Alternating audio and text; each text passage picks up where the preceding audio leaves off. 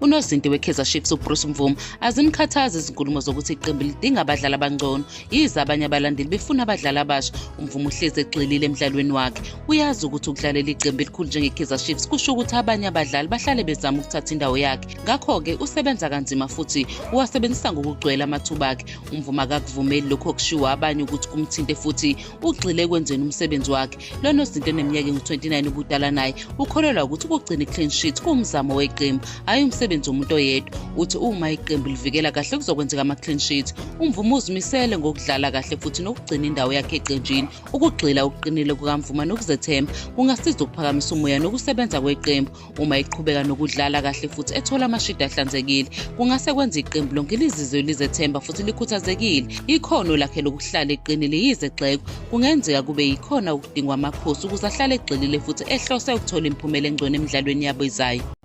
UThandanyako Dihloku usexwayisa iKaizer Chiefs ukuthi iqaphele ijubane leStellenbosch FC uma lamaqembu esedlala ngoLwesithathu kusihlwa eFNB Stadium.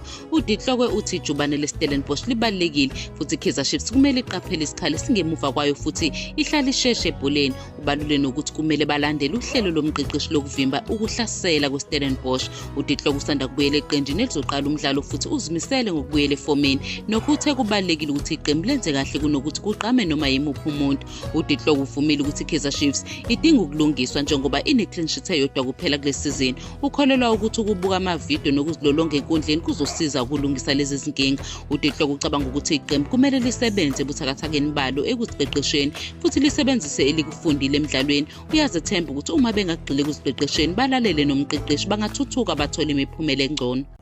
Umqeqeshi we-Orlando Pirates Jose Riveiro ukhulume ngalokho akutshela abadlali bakhe ngaphambi nangaphakathi komdlalo wabo we-CAF Champions League neStade Abidjan abawunqobe ngo-3-0. Lokhu kuwina kubeka i-Orlando Pirates esicongweni kuGroup C ngamaphuzu ayisishiyagalombili, idlule i-Al Ahly ngemuva kokuhlulwa yi-CR Belouizdad.